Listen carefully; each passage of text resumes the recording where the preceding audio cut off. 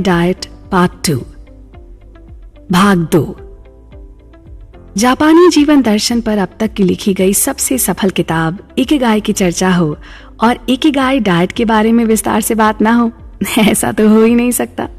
नमस्कार, और बात हो रही है हमारे रोजमर्रा के जीवन के सबसे अभिन्न अंग हमारे भोजन की। जब हम जीवन की दीर्घायु होने की बात करते हैं तो हमारा खान पान उसमें सबसे ऊपर का दर्जा हासिल करता है।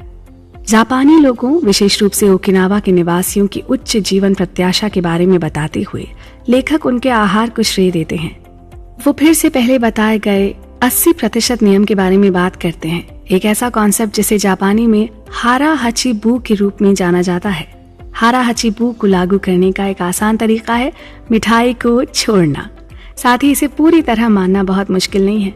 जब आपको लगे कि आपका पेट लगभग भर गया है लेकिन थोड़ा अधिक हो सकता है, बस उसी समय खाना बंद कर दें या थाली में परोसे गए भाग के आकार को कम कर दें। इसके पीछे का विचार यह है कि जब आप भोजन समाप्त कर लें तब भी थोड़ी सी भूख रहनी चाहिए। यही कारण है कि पश्चिम की तुलना में जापान में परोसे गए भाग का आकार बहुत छोटा होता है।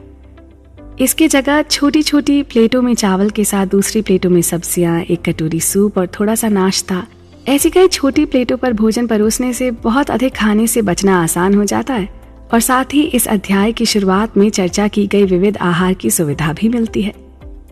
हारा हाची बू एक प्राचीन प्रथा है।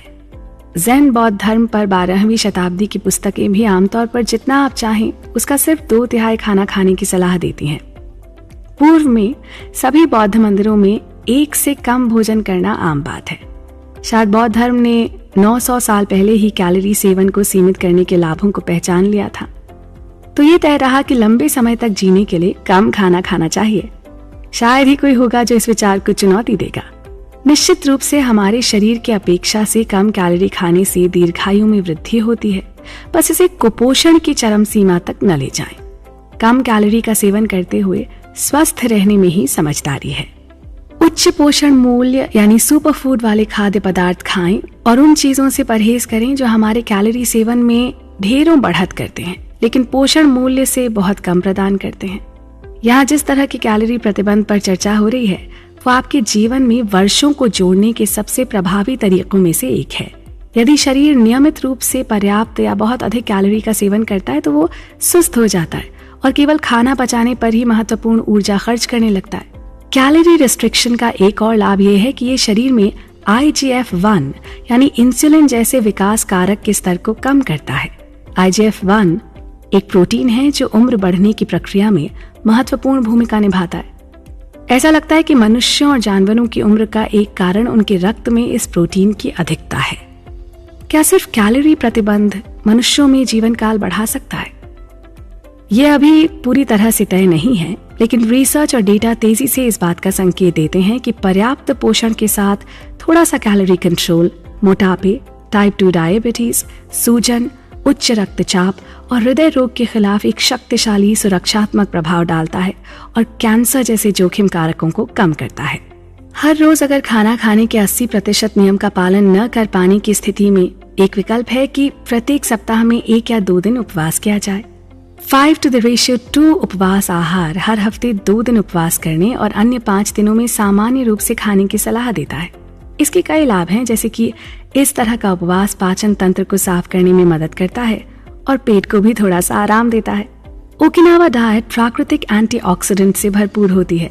ये एंटीऑक्सीडेंट्स कोशिकाओं में ऑक्सीकरण प्रक्रिया को धीमा करते हैं और शरीर को नुकसान पहुंचने वाले और उम्र बढ़ने में तेजी लाने वाले मुक्त कणों को निष्क्रिय करते हैं, जैसे कि ग्रीन टी की एंटीऑक्सीडेंट शक्ति सब जानते हैं और इस पर बाद में अधिक विस्तार से चर्चा की जाएगी। क्योंकि ये एंटीऑक्सीडेंट में समृद्ध हैं और इस क्षेत्र में लगभग हर दिन खाए जाते हैं, इसलिए इन 15 खास खाद्य पदार्थों को ओकिनावा में जीवन शक्ति की कुंजी माना जाता है। टोफू, मिसो, टूना, गाजर, गोया यानी कड़वा तरबूज, कोम्बू यानी समुद्री केल्प, पत्ता गोभी, नोरी यानी समुद्री शैवाल, प्याज, सोया, अंकुरित, हेचिमा यानी ककड़ी जैसी लौकी, सोयाबीन उबला या कच्चा, शकरकंद और काली मिर्च। शिकुवासा ओकिनावा का बहुत ही उच्च कोटि का एक खट्टा फल है और ओगिमी पूरे जापान में इसका सबसे बड़ा उत्पादक है। इसके रस को पहले पानी से पतला किए बिना पीना असंभव है। इसका स्वाद कहीं कहीं नींबू और मैंडरिन संतरे के बीच का होता है, जिनसे ये एक पारिवारिक समानता रखता है।